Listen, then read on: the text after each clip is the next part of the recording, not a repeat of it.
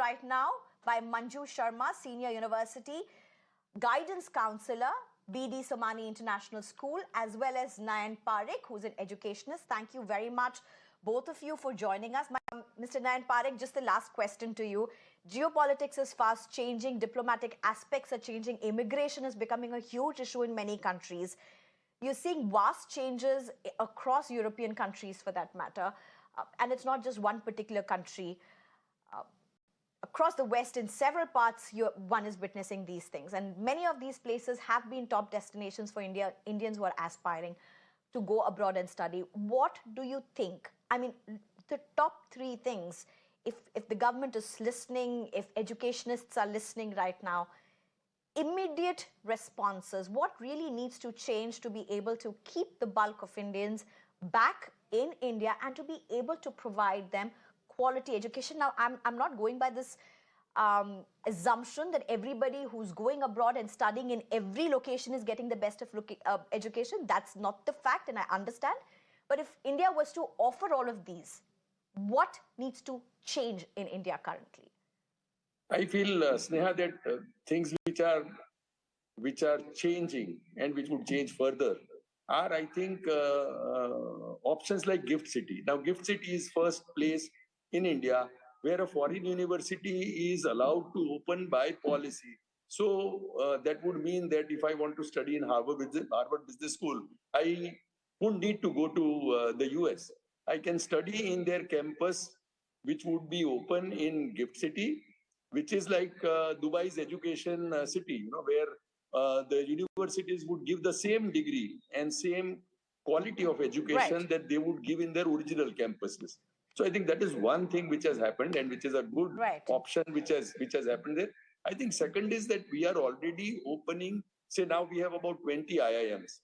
Now why this is done? Because if for management you have to go outside, and I would say that for fresh graduates who want to pursue management, which is called Masters in Management, Europe is the main place because Europe has the top 10 MIM options.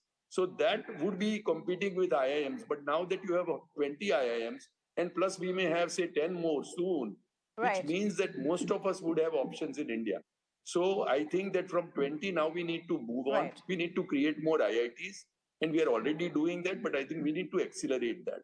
So one side we can have options of having these foreign universities operate in India as if they are operating anywhere in the world in their home countries. So it would mean that same level of quality of education, same degree.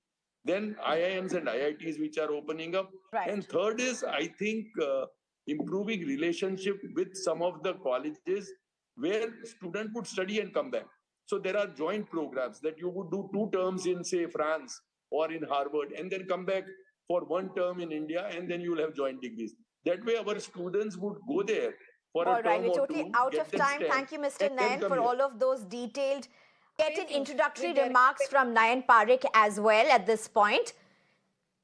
Nayan Parekh, with what is unfolding in Canada, how would you see the options that now lie before India? Is this something that is short-term?